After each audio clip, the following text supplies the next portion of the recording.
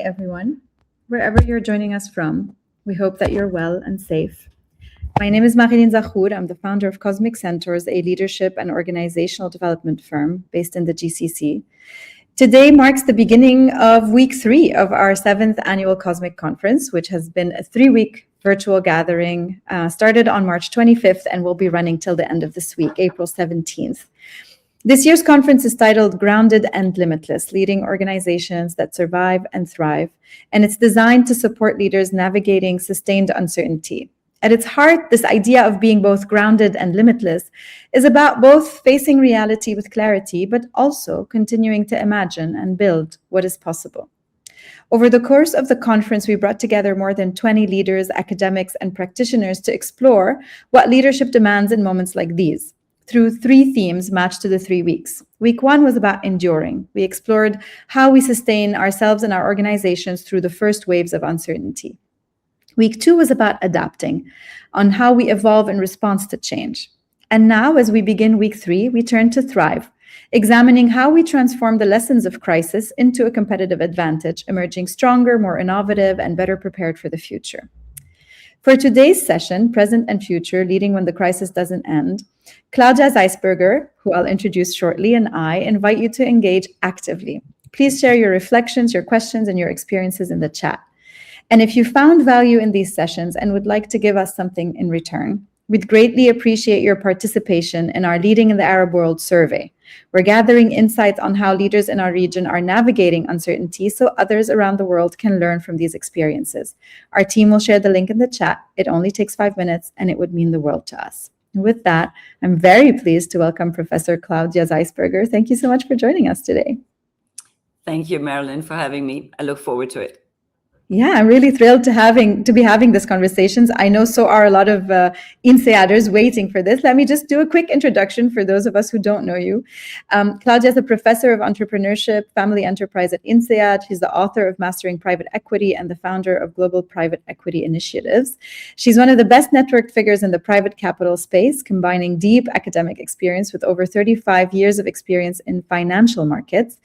As a professor at INSEAD, she teaches all things related to private capital, and as the founder of INSEAD's Global Private Equity Initiatives, she's helped shape the school's reputation in private equity and venture capital, as well as turnaround management, and I was a student of that class and never forgot the lessons from that moment. She is an active investor in startups, as well as private equity, secondary, and founder-focused funds. She serves as an advisor to boards, leadership teams, and governments, and brings seasoned judgment, independent perspective, and candor to her role as a self-described professional devil's advocate. I really love that part. Claudia is a founding member of KKR's Sustainability Expert Advisory Council and serves as the advisory boards of Standard Chartered Ventures, Linzer Capital, Kaizenvest, and S4 Learning. She's also the founder of 5 Quadrants, a research and risk advisory firm. Widely recognized for her teaching excellence, she's received INSEAD's Best Teaching Award for the Private Equity Elective 3 years running and has been on the Dean's List for Excellence in Teaching every year since 2008.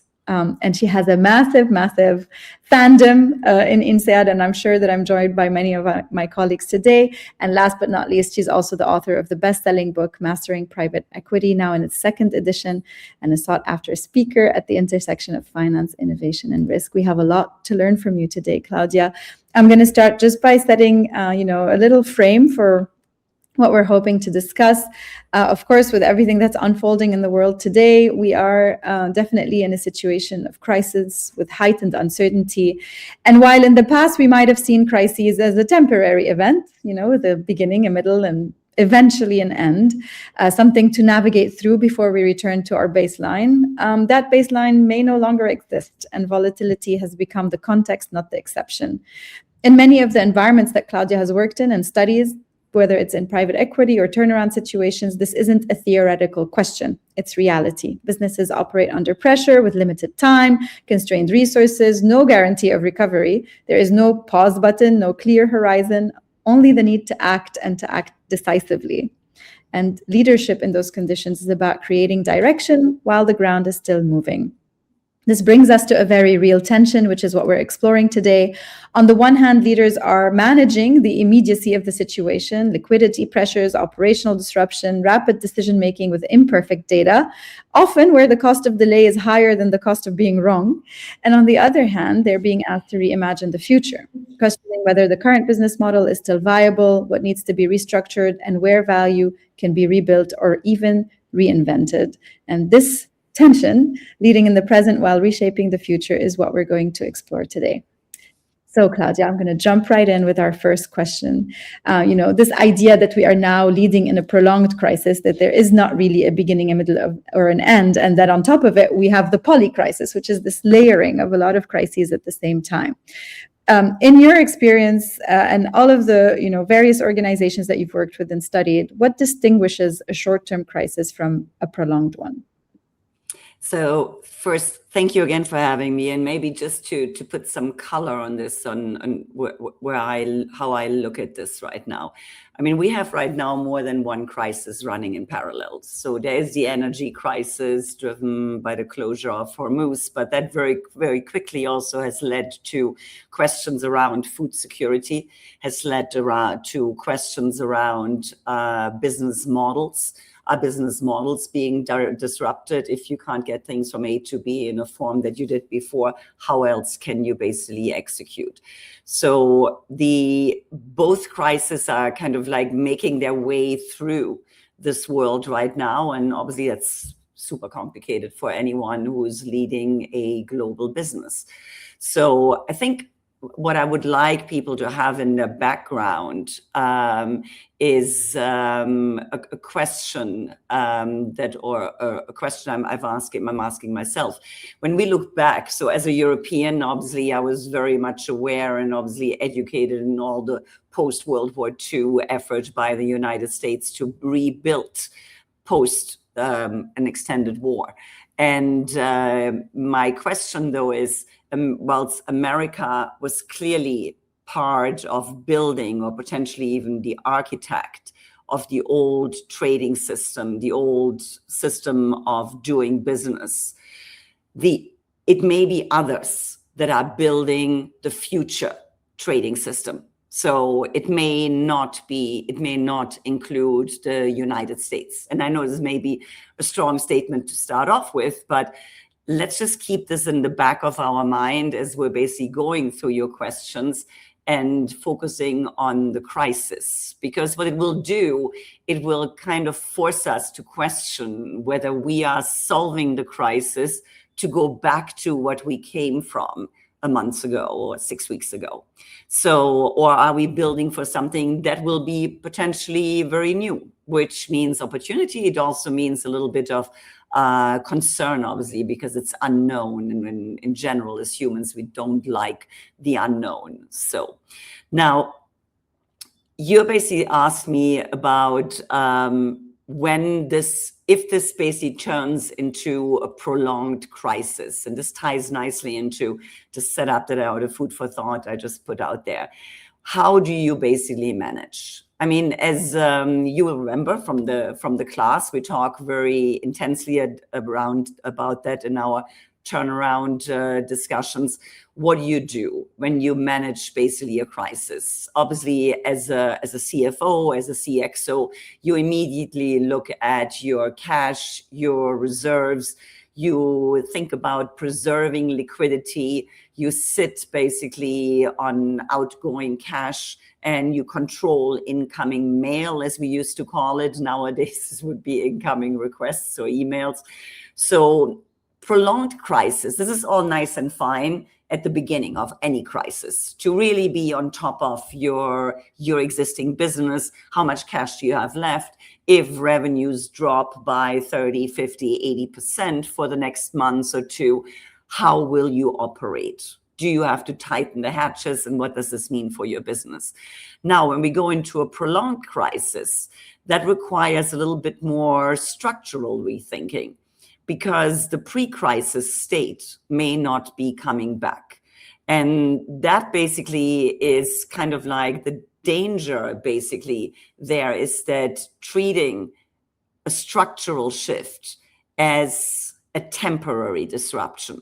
So basically waiting as a management team for normalization, or as we used to call it, let's go back to the new normal. But what we really meant is like, let's go back to the way things were in the past. Now, if that normalization never arrives, you are basically solving with the wrong output in mind. And the longer the crisis runs, the more temporary responses harden into kind of permanent new operating realities. So I think the question should not be, or is not, when will things return to normal? The question is, what will be the new normal? And are you building for the new normal, or are you waiting for the old one to return? So, and again, pending what industry you are operating in, pending which country you are listening to this, that you're sitting in right now in the middle of April 2026, the answers will be very, very, very different and very distinct. Does that kind of like give you some food? Thank you. That's a great setup, actually. I really, this week, the week of Thrive is all about saying that actually there is never really a return to normal, even though maybe a few decades ago it might have felt that way for a little bit. We're always going into a new state. And I think your setup is beautiful because it invites us, on the one hand, to imagine what that state might be and build a company that is ready for it. And on the other, to also make sure that we exist by the time it arrives. And so my question to you is, we're going to travel from the present to the future and back today, because it's, on the one hand, as you mentioned, like in turnaround management, the first things you start to do are very specific. We know them, they're textbook. But today it's a little bit more difficult because we don't know when we can say that it's in a turnaround situation. In a way, like we know when we're okay again, because a lot of it is in the control of the firm in some way, because it's a crisis that was created by the firm as opposed to one that was created just by the environment. Whereas here we don't have a sense of time. So time is a little bit elusive for us as leaders. And so how would you advise us? First, let's start with the present. So how would you advise leaders today, from everything that you've seen, again, through the turnaround cases or private equity, to think about our decision-making, how we look at risk and how we manage even just our cash and our existing structure today. And then later we'll talk about how we can take a step back and rethink the business for the future. So I think I like to think of crisis as moments of opportunity as well. So I had a very senior guest in class many moons ago, and he basically said, look, you have to just look at this as never waste a good crisis. Now, what does this mean? It means that you should really see it also as an opportunity to question the fundamentals, to question really the assumptions that you've had and that may have done well for you and your business for the last 10, 20 years. So how basically can your business basically exist in that new normal that we're potentially going to? Most importantly, how can your business, as we're kind of like gaining maybe more certainty around what the new normal may be, how can your business be set up to be flexible as we're going through those conversations, as we're going through those, the rebuilding of the business, if you like. So I think it basically gives us a chance to kind of question what we've been doing, think about better ways of doing it, and using the time right now where your business may be less active, where you may have more resources in terms of employees to bring around the table, to basically ask them to brainstorm and to find out what they've potentially been thinking about all the time but never dared to raise. So I think the rethinking of your business in this situation right now is an opportunity that should not be underappreciated. Yeah, absolutely. And to your point, I think it's a collective effort and a collective experience, and not just one that the leader or the leadership team can take on their own. When we spoke about how to think about this, one of the things you spoke to me about is this idea of running scenarios to stress test your organization, like being able to understand what are the limits of the scenarios that your organization can sustain. Can you talk me through that again, please? Yeah, I mean, when your business is in steady state, you basically should consider vulnerabilities in your business, because those vulnerabilities, they're always there, right? It's just that in good times, rising tide floats all boats, right? So at that point, it doesn't surface where the stress points are, but it gives you an opportunity to actually come up with certain scenarios. So for example, what would happen if certain infrastructure gets damaged? What are the workarounds? Who jumps in? Whether it is that and plenty of the oil companies have always basically run those kind of scenarios. What if any of the storage facilities are basically succumbing to fire? For example, it does not always have to be a drone attack or a war, but what do we do if any of our infrastructure is damaged? How do we deal with this? And basically play those scenarios through. So the moment those vulnerabilities surface, which will always be during times of stress, you immediately have your playbook ready. What's also important is that you revise those playbooks as your business grows. So I've seen quite often companies relying on existing playbooks still being okay, but the playbooks have not considered them expanding into China, making further acquisitions, growing as a business. So that's kind of like an ongoing process. Vulnerabilities will always be there. Be aware of your vulnerabilities, have a playbook ready on what happens if basically any of those vulnerabilities become real crisis scenarios. So I think that is something to consistently have in mind. And I mean, we've seen in the past, I mean, we've had plenty of situations. If you remember during COVID, let's jump to airlines. We've had airlines that were very much ready to decide to pivot into different businesses. Emirates pivoting very quickly to its cargo when humans stopped basically traveling. Decisions that were made on what to do with the planes. Do we park them? Do we keep them basically at the airport, and so on? Again, those I think COVID has probably taught most companies on taking such kind of stress testing scenarios a little bit serious and really considering what would be a useful or a meaningful response for your business.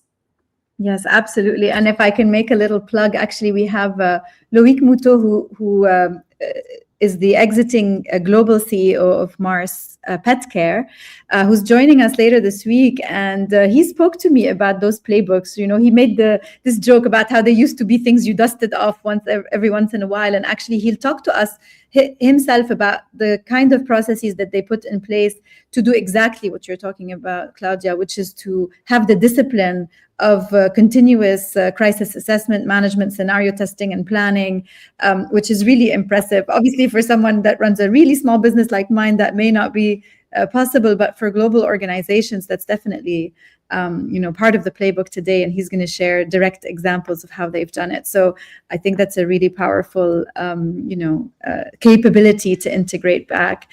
How do you know? You spoke about we are going into a new normal. The future will not look like the past.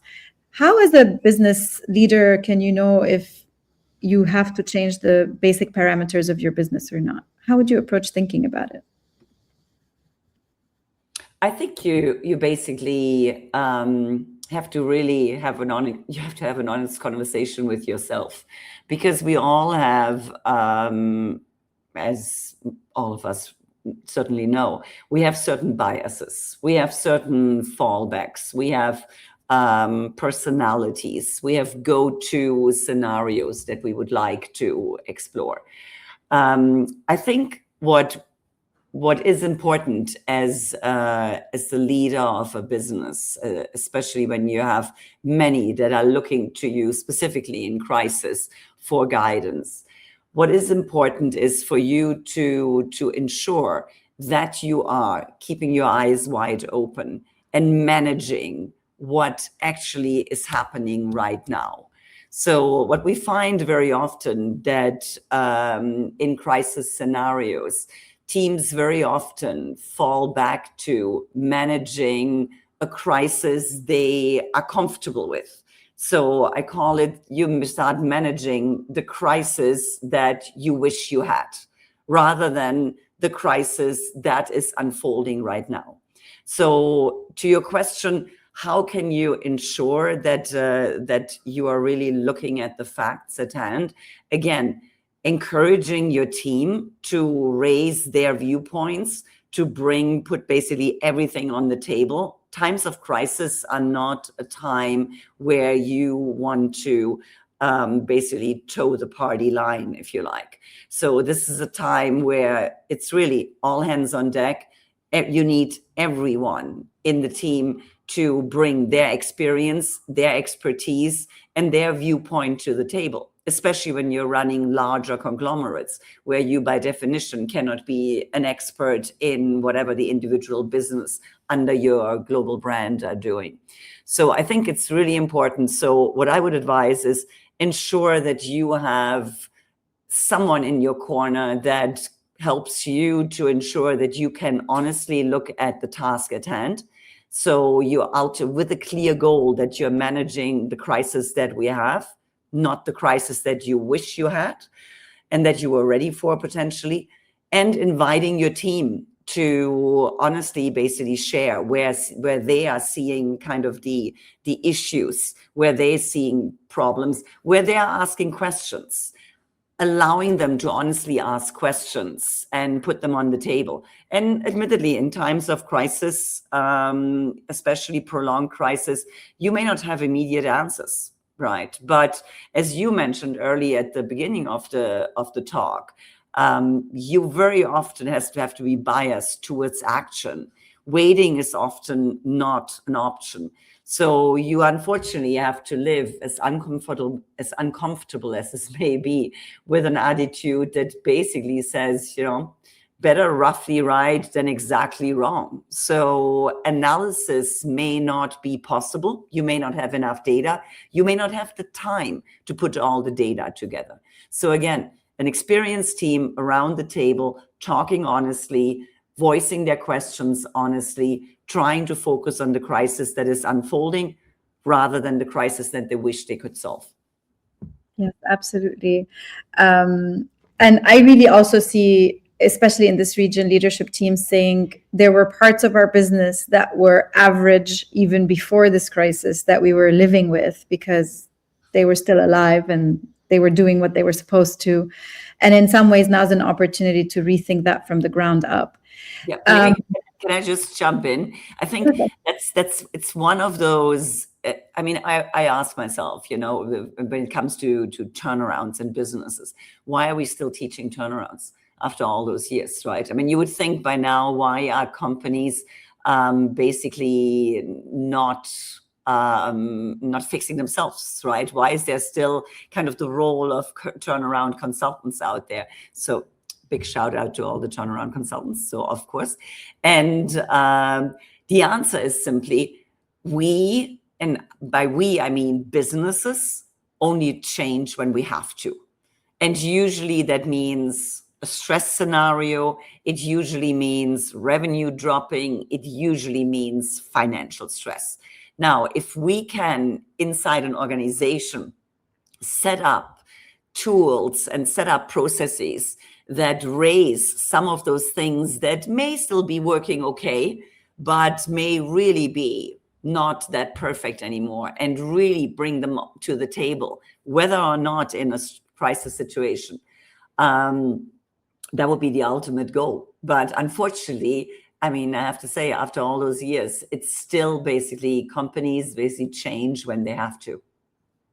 I think that's a really great insight. And I agree with you. There's nothing wrong with wanting to sit in our comfort for a while, but yes, that can definitely sometimes put our organizations at risk. Do you have an example? You shared Emirates earlier. What I always find in conversations with leaders is that everybody will nod in agreement when we talk about the importance of both managing the core business and then also thinking about the future, even in peacetime, right? Like we'll all agree to it. And we all think, of course, yes, it's very important that we keep innovating, questioning what we're doing, so on and so forth. And yet there aren't that many organizations that do this at the system level very well. So that where it isn't about a single person or a leader or someone shouting out loud, but that really have strong systems for how to do that. Are there examples that you particularly like of a company that you've seen do this really, really well? So, I mean, you have all those, you have different examples. I mean, maybe we'll stay just right now and maybe go to my home country. Basically, let's go to Germany and Japan, right? With the with the crisis around energy supply, all of a sudden hitting again. Questions being raised. Can we bring back, for example, some of the old infrastructure, like power plants? Can we bring them back on stream? Can we somehow basically solve that? Similar discussions from what I'm seeing are happening in the Middle East, right? So can old infrastructure in terms of pipelines be repurposed? Can it be modernized? Can we bring it back on stream? And how fast can we basically do that? I appreciate this is super complicated in the energy space, but again, just the fact that those conversations are happening, that's exactly basically crisis more often than not, even on a government level, kind of, how should I call it, maybe unfreezes some of those conversations. I mean, I see conversations around the world that are happening right now that, to be honest, I think would have not been possible and would have never been started 2 months ago. So it was either not acceptable, or even if you would have started a conversation, no one would have taken you serious and no one would have actually said that, okay, let's sit down, let's have a conversation around that. So I'm basically, I find this fascinating that we're bringing this basically up right now, and those are good conversations. I'm not saying these are not conversations we shouldn't have, but I think we probably should have had those conversations at some point also earlier. Yeah, absolutely. We've spoken a lot about large organizations and global firms. We have a question from Onur in the audience, who says, I'd also like to ask about the startup environments. Dynamics are quite different for us, both from a risk and opportunities perspective. What would be your top 3 considerations, including the lack of funding or cancellation of committed inflows due to the geopolitics? So actually, this is a really nice touch point, which I have to say I didn't really consider that when I launched the Turnaround Elective 15 years ago. But it really touches, you're spot on very nicely on startups. Because if you think about it, startups are, by definition, as an organization, default debt, right? By definition, you have negative cash flow. By definition, you need to raise funding regularly. If that regular fundraising cycle is for whatever reason cut off, then you need to change course. You're absolutely right. There are real learnings in turnarounds for startup founders. Right now, there's basically for startup founders, really basically think about how to pivot. Is there anything in your business that you can pivot towards that potentially wasn't part of your, let's call it, grand plan, but that could potentially generate revenue at an earlier point? Is there anything where you can say, okay, we can basically reuse or reutilize a certain talent, a certain product that we have, and just generate revenue? So that would allow you to tread water for the time being as you are starting to revisit your fundraising strategy. So, and for example, I mean, fundraising maybe in the Middle East right now would take a little bit longer to come back on stream. Are there anywheres to go for you to other places where your fundraising may be interesting? Could you move your company to another location, thereby attract different types of funding? Again, in the day and age of, and again, this is very specific to the business, in the day and age of AI, there are many possibilities on how to collaborate as well with other startups and potentially arrive at a partnership that would allow you to, again, offer a service, build a product that potentially really attracts interest from a paying audience. This is a much longer conversation, but I kind of fit it into the box. No, for sure. I think a lot of, again, what I've seen from leaders in the region is reconsidering maybe clients that did not fit in their ideal client profile in the past, looking at services or products that maybe they, as you said, were no longer part of the grand plan, but are going to allow us to unlock a bit of cash in the short term. I've seen a lot of these pivots in the kind of smaller organizations here, so I can definitely see that in action. Okay, we talked a little bit about how to think about, how to sustain yourself right now. We want to talk a little bit about how to plan for the future. There are two questions from the audience. One is really broad from Sandra, which is, what's the new normal in your opinion? You touched on this earlier. And then Man, more specifically, in the scenario where the global trade blueprint shifts away from US-centric architecture, what do you see as the clearest risks or opportunities in the near term? Tough one.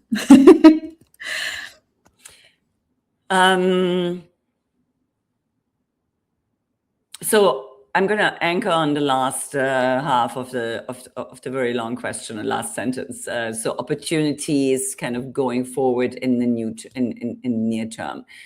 I think and again, let's start off on the government level. I think on a government level, there will be no government out there that will not be seriously considering or reconsidering their energy policy.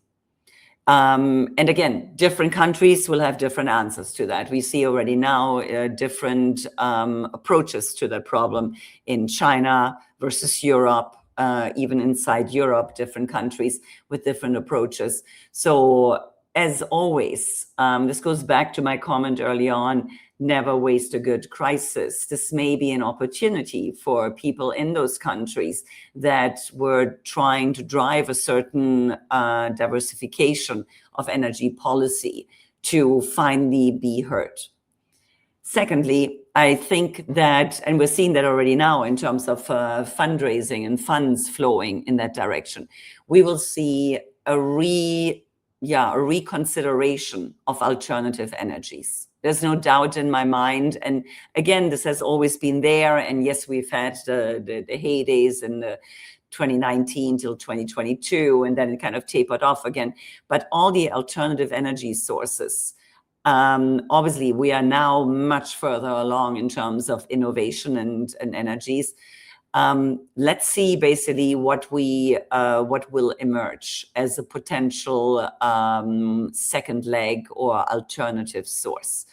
I mean, you can combine this with the incredible story over the last 10 days from Artemis, from outer space. So, and as I was watching those incredible photos coming in from the crew, I couldn't help but thinking that something that I've said for the last 20 years, I firmly believe in the kind of ingenuity of humankind. And I believe that in the next decade, we'll find an energy source that has not even been discovered yet. So, I mean, I hope all the hydrogen founders and solar energy and wind energy and all those projects will do well. But I have a suspicion that we may find energy sources that have not been explored yet. So it may sound a bit sci-fi, but I thought, as I was thinking about it last week, and as Marilyn asked about it, let's put this in here. No, I love that. And I like you, I'm a deep believer in human ingenuity. And I think that somehow, maybe it's a bit optimistic and naive, but somehow we figure a way forward out, right? Oh, yeah, absolutely. But I'm a glass half full kind of person. Look, if you wouldn't be a glass half full kind of person, how could you teach venture capital? How could you work with entrepreneurs? And how could you teach turnaround? So we're pretty much there. The statistics, the odds, if you like, are clearly stacked against you. Absolutely. So being an optimist and talking about, earlier you said, never waste a good crisis. It is very important that leaders focus on managing not the crisis that they wish were happening, but the one that is, and really being able to think about their future positioning. When you look at companies, what separates those that adapt and innovate and manage to get on top of a crisis versus those that don't? Is it leadership? Is it structure? Is it their financial position? Is it their organizational culture? Like, if we were trying to diagnose what makes a company more ready than another to be able to do this, what would you name? I mean, leadership. Look, I mean, volumes of books have been written around that. Leadership really matters because, again, in times of crisis, people inside the organization will be looking towards leadership for answers, for guidance, or at least for an indication where to look. But I think what separates those organizations that can, pivot and react faster is really the culture that they've created of allowing information to move upwards, to allow information from anyone in the organization to rise to the top. So let me give you some context on that. So when we do research on turnarounds, very often, I mean, the playbook is very much, is very clear. If you come in as a turnaround CEO, as a turnaround consultant into an organization, the one thing you basically do your walk around. That means you talk to everyone in the organization. And it doesn't matter who you speak to. They all will basically say, look, ultimately, the answer on what needs to be done in a turnaround situation was always there in the organization. There were people that for years may have said, this is not working, we need to change this. It's just a matter of time before we basically hit the wall. So to me, what that means, even in a situation like most of our listeners probably find themselves in, where the crisis is being brought to you from the outside in very clearly, again, you have knowledge inside your team, you have knowledge inside your organization. Allow that knowledge to emerge and let those conversations flow. Obviously, it is useful if you've built that kind of culture and information sharing throughout the years before the crisis starts. So allowing information to flow upwards and decide basically what you and kind of like hopefully learn from that, and then decide what you're building for in the future is really, really useful. Yeah, absolutely. I mean, the first response to a complex environment is sensing, and that comes through trying to find as much information and then find the patterns within it. You mentioned the walk around as a simple tool. So just going around, talking to people, whether physically in a space, we do this a lot with our clients, virtually, of course. Are there any other ways that you've seen this information flow be well established in a firm? You mean like examples, or where does it work? Yeah, very practically, like how would a leader go about, let's say they didn't build this capability during peacetime and they're trying to figure it out right now. So talking to people, as simple as that, always going back to the basics. But what else? I mean, you can put in some very random things. I mean, so for example, why not organize kind of like random lunches with people randomly selected in the organization, or random meetings wherever you're traveling to, if you're a global organization. So yes, there will be your senior management meetings, but why not have a sit down with no more than 7, 8 people, no more than 10 for sure, around the table, that basically can then sit down and talk to you. I mean, initially this will depending what culture you're in, basically throw up quite a bit of concern amongst people. So it has to be done in a way that people feel like they're being invited. It's not kind of like a spying activity, but you're really asking for their honest feedback and their honest bottom-up approach. So that could be one part. And then nowadays, I mean, you have plenty of tools that allow you to just create like mailboxes, suggestions. Obviously, the moment you create those, it has to be clear as well that those mailboxes are being monitored. So it's not just yet another button on the corporate website where people can basically drop their suggestions in and no one ever picks up on about it. Now, if suggestions are being picked up and if those suggestions are being implemented, then basically it's important to tell the story around that this kind of idea, this product, this solution came from so-and-so in the branch in Switzerland or in the branch in Tokyo and so on, and basically tell the story around it. So changing that kind of culture, it takes time, it takes commitment, and it takes consistency. So, and obviously it takes basically, as in any crisis, it takes the dedication to communication, right? If anything, over communicate or start increasing your communications during times of crisis, even if you're a kind of regular and consistent communicator during good times.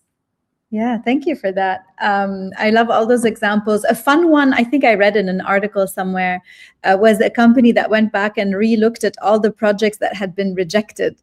Because as you say, oftentimes the solution were already being laid out by some people, just the system was rejecting them all the time. So that was an interesting one.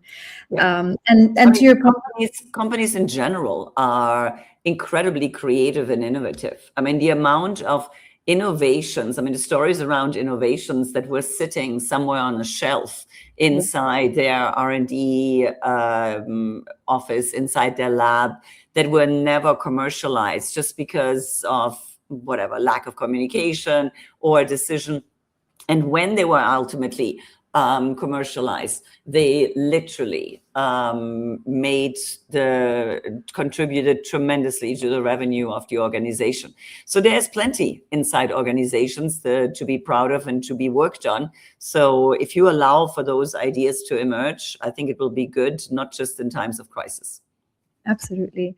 Another question that I often get after that is like, okay, we've listened, we've gotten the ideas. Let's talk about the finances here. One of the people that I've learned from says we have a capex and an opex, but no stratex, meaning we don't have money put aside in order to spend on, innovation, on experimentation.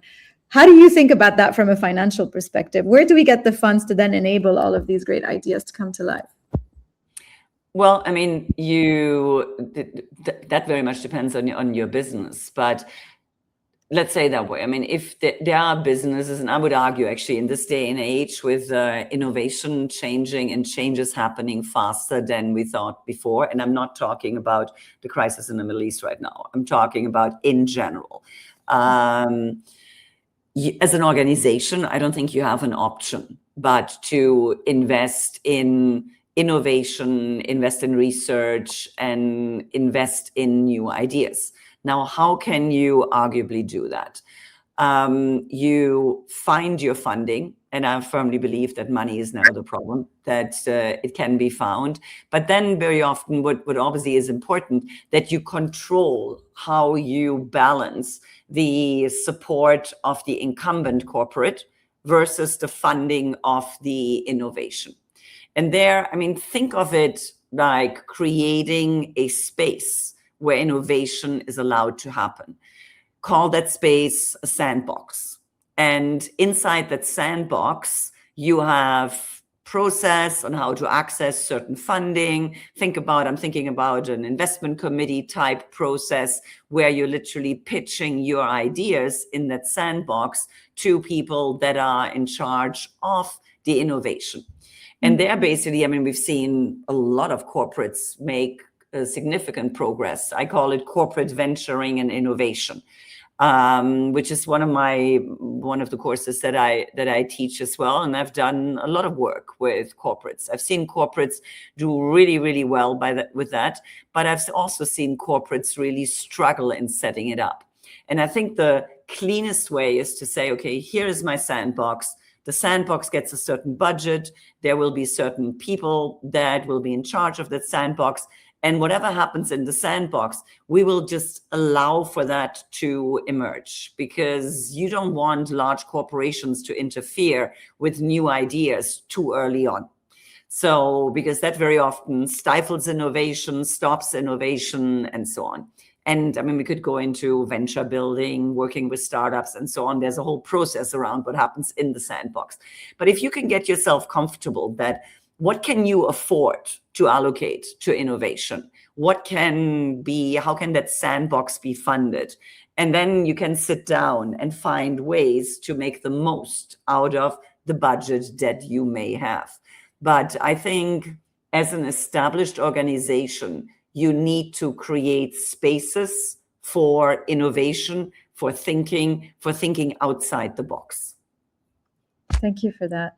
We have a question that relates to it, but is from the perspective of PE. So speaking of creating the space or of allowing new innovation to emerge, for an already, this is Imad, he says, from an already raised PE fund, how would you reapproach LPs to change the targeted sector in the prospectus to exploit more relevant opportunities arising from the current situation than perhaps what was originally planned? I think you just have to, whatever your process is based on your LPA, you sit down first with your LPAC.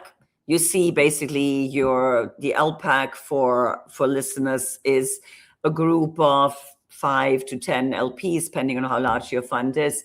And they are basically the go-to for the private equity fund manager, the partner inside the fund, the go-to team to say, hey, we have an idea. What do you think? We would, for example, like to change the mandate, because when we raised the fund, let's say 3 or 4 years ago, the world was a different place. We see opportunity somewhere else. This is not a new playbook, okay? So this was done, Sequoia did that during the global financial crisis in India, where they basically, where funds suggested to their LPs, allow us to invest in public markets. This is not why we were raised, but we see opportunity in public markets. It went very well for them. So the LPs obviously never complained. But you need to, there's no hard and fast rule, but you need to sit down with your LPs. So I would sit down with the LPAC first. They should get you a pretty good idea. And again, I think every investor right now, small or large, or wherever you're sitting in the world, you are looking at this new world, and you're probably sitting on the fence on many questions, right? Whether it is public versus private market, whether it is remaining invested in the US versus investing more in Europe. I've had quite a lot of conversations around that. We saw a lot of more investors basically pivoting out of the US into Europe, right? I don't know how this will play out going forward, but just from what we saw in the past. So I think you will find open doors with LPs to have a kind of like a well thought through conversation on what you should or should not be doing with your portfolio right now. And if there's opportunity and you can argue that you are the one that can bring that opportunity to them, all the power to you. Yeah, thank you for that. Absolutely. I love that answer. Another question from Sandra, which I also find really interesting. What, if at all, do you see as the impact on governance and corporate structures and management roles in light of the new normal that we're entering into? Any impact on boards, on management roles, on corporate structures? Yeah, I mean, I think that is really a much longer conversation, but and obviously also very bespoke to the organization, depending on where you are already now, depending what industry you are in. But let's say it that way. Whatever industry you are in, you will have to deal with new technology, with AI. You will have to live in a world that is much more influenced, let's say generically, by AI. obviously, if you are a researcher in biotech, it will have a different impact than if you are running the car workshop that was just fixing my pickup truck down the road. So, but still, none of those businesses will remain untouched by the new technology. So I think that also means that your decision-making processes inside the organization will be influenced by AI. I'm not going to go down the rabbit hole of whether in a good way or in a bad way. This is a much longer conversation to be had. But yes, I think our decision-making, our governance frameworks will be changing. We'll have to adjust. We will have to make choices to what extent we allow certain processes to be managed by AI, to what extent we will have human influence in charge of certain decisions. I think this would even have been a very different conversation in October last year than it is right now, given the development and capabilities we have seen. Maybe just a comment on the recent developments around cyber or cyber risk. I have forever refused to call it cybersecurity because I always believed that there never was security when it came to anything cyber related. But with the emergence of AI, this opens questions that maybe not today, maybe not tomorrow, are really, really important for us to answer. And that clearly will influence the way companies will run themselves. I mean, cyber risk remains until today and has been for the last 5 years amongst the top 3 agenda points on every board agenda. Doesn't matter where you look in the world. So this has been top of mind for board members for a long time. So it has just basically been put at maybe number 1 post for now. So it's a complicated question, but I think, yes, we will see organizations and governance structures of organizations change in the coming decade. By the way, that applies even sitting for me at INSEAD. I mean, that applies to educational institutions as well. Yeah, that's an absolutely great point. While, I think it's a very difficult one to answer. And as you said, Claudia, like just give it another 2 months and we'll have new capabilities that we need to think of and address. But for sure, it's something we can't escape. And maybe, I've worked with a few of our clients have been in kind of the cybersecurity space. And to your point, it's always on the top agenda of boards, but somehow always postponed in terms of spending by leaders. And I think now that won't be an option anymore. I think it was right this week that Anthropic said, we will not release the next model because it's too powerful and companies aren't ready for it.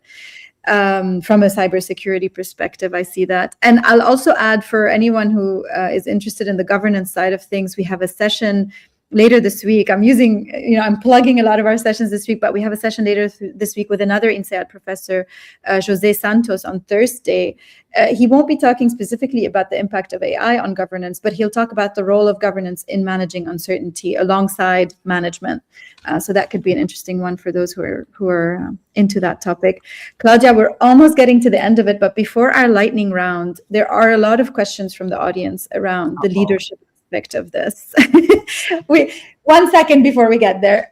There's many, from Leah, from Jason, from Matt. I'm not going to ask all of them, but I will ask you maybe like a combined question, which is, you spoke earlier about the importance of communication. You spoke earlier about the importance of making organizations feel heard and taking action on the feedback that you receive. Generally, what have you seen as being the great qualities of leadership in managing a process of, adjusting to a new reality, with communication being one of them? Anything else that you'd bring out here? Yeah, actually, it's a really good question. And I work with many senior executives on many levels. And the one quality that I find that allows them to remain effective and efficient in good times and in times of crisis is the capability to step away from it, to take a step back. And I mean, today, in this day and age, that's really, really difficult. So why? Because anything can arrive on your desk 24/7, and you are expected to react and act immediately. It's hard, but you should try to resist that tendency to fall into that trap of more and more in the same period of time. So what I mean by that, find your space, whatever that is. Find time, find an opportunity to unplug, step away, turn everything off, spend time away from wherever you normally spend your time. So just to give you a different perspective, a way to get away. It can be lying on the couch and reading a good book. It can be going for a marathon or running or doing your workouts every morning, whatever it may be. I've seen many different executives have very different ways, but find something that is yours, that is not related to, that you control, and that is not related to the business at hand, to ideally not connected to your job. And most of all, find something that you truly, deeply enjoy. Thank you. That's really great advice. And is actually a great transition to our lightning round, because I have a few more questions of a similar nature for you.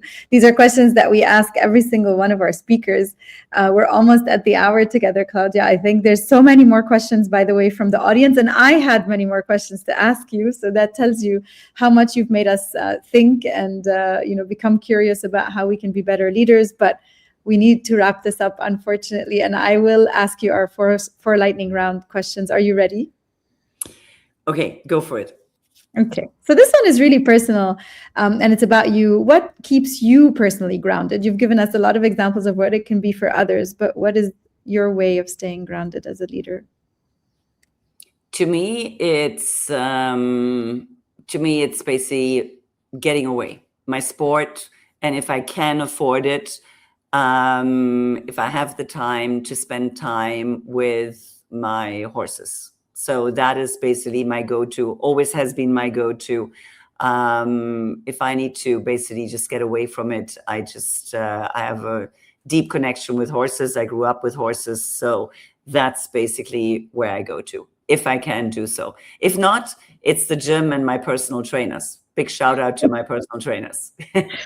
Absolutely. I love these examples because a lot of leadership lives in our head. And so living in our body for a little bit is always a good thing. Oh, yeah, especially when you come to my age. So it's super important. You spoke to us about being a glass half full kind of person. What helps you to stay limitless, regardless of the circumstances, to keep possibility and imagination and curiosity alive for yourself? I mean, to be honest, it's my students. It's my students around me. I mean, don't forget, I mean, I'm in a very unique position. If you think, for 20 years, every time I step into class, I have a new group of 26 to 29-year-olds around me. So they don't age. I do, but only a little bit. So, and to me, that was the reason why I stayed with INSEAD, why I did not go back into banking. And it really, they may not know that, but they may come to me for questions. But because the questions that they ask me, it really keeps me on my toes. And it really gives me an idea on what the young generation is thinking, what the next generation is thinking. So yeah, big thank you to all of them for it. And I'm sure many alumni are listening. So you guys were all at one point in those that asked questions and asked for office hours. So I really appreciate it. Oh, that's beautiful. It's great to be around people that keep you young. I know you're not presently in the region, but of course you're connected, whether through INSEAD and all these alumni that you've taught to the Arab world. What is one leadership quality that you've seen emerged in the last few weeks that you think the rest of the world can learn from? I think staying calm in times of stress. I've had over the last 5 years opportunity to be in and out of the Middle East and in many different opportunities, and I really, really enjoyed the work I've done with various organizations and governments. And so when basically when war started, I reached out on WhatsApp and on email to people that I knew. And I was quite say, how are you? Are you there? Have you left? Are you still there?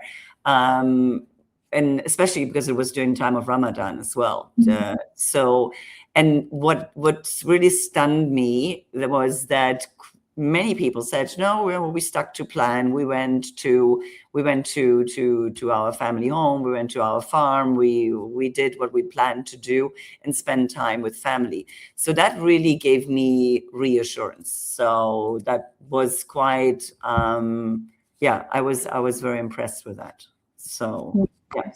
So, and I think it may not be exactly what you were asking for, but to me, this was something that really stood out. So. No, I definitely qualifies. We had a whole session last week with Wissam, who's also an INSEAD alum, about containment, which is exactly what you're describing, like this ability to just create some kind of wrapper around what's going on and to keep moving. So no, I definitely appreciate that. All right. I know we spoke about a lot of things today, but based on kind of the topic of our conversations, if you had to advise leaders who might be listening to this right now, what would you tell them the next 3 things they should do are in terms of making their organizations more ready for both the present and the future? Sure. So I'm going to start again with the first. I mean, get ready for any immediate shock to your business. So that means be aware of your cash position. Do exercise based on model, basically, let's call it a 30% revenue shock. What would it actually mean? Real numbers, real examples, real scenarios, not just guesstimates. Number 1. And then number 2, I think I'm going with create really create permission inside your organization for bad news to travel upwards. You want to hear from people in good times and in times of stress. So, and that has to be built over time, that kind of process, that culture, whatever you want to call it, that sense that I'm allowed to say what needs to be said. It will help in a prolonged crisis. The leader basically who hears the truth fastest or hears the truth, full stop, will be the one that can manage the company better. And the final one, then back to what we started with earlier on, decide what you're now building in times of crisis. Decide that you are building for the future. Don't build for the past that you may like to go back to, but that the ecosystem, the environment may not go back to. So keep your eyes wide open, be flexible, and build your business for the future, as mundane and as basic as this may sound. Thank you. That's really great advice. I have a lot of thinking to do later today. Thank you, Claudia, for your generosity. No, thank you very much. And I mean, all the people that didn't get their question, and you know where to find me on LinkedIn. I know I'm terrible sometimes when I'm in class, and this week is one of those weeks from tomorrow onwards, but I will try to get to your question as soon as I can. Absolutely. There's a few more. We'll make sure to tag you. And again, thank you so much for jumping in, for doing it on such short notice. We know this whole thing was an exercise in agility, so we're very, very grateful. Yeah. And thank you to the audience, as always, for being here, for all your questions, for learning with us. We really appreciate it. The session will be available later on YouTube and as a podcast if you'd like to re-listen to it or share it with someone. And again, if you did find value, reach out to Claudia, but also we'd love it if you fill out our survey on leading in the Arab world. It only takes 4 minutes. We'll add the link. We're going to continue this conversation for the rest of this week. You can find the full schedule on our website. And later today, we're hosting Wafa Al-Ubaidat from Playbook for a session titled Individual and Collective, the Power of Community at 4 p.m. Dubai time. We look forward to seeing you there. Thank you for being with us.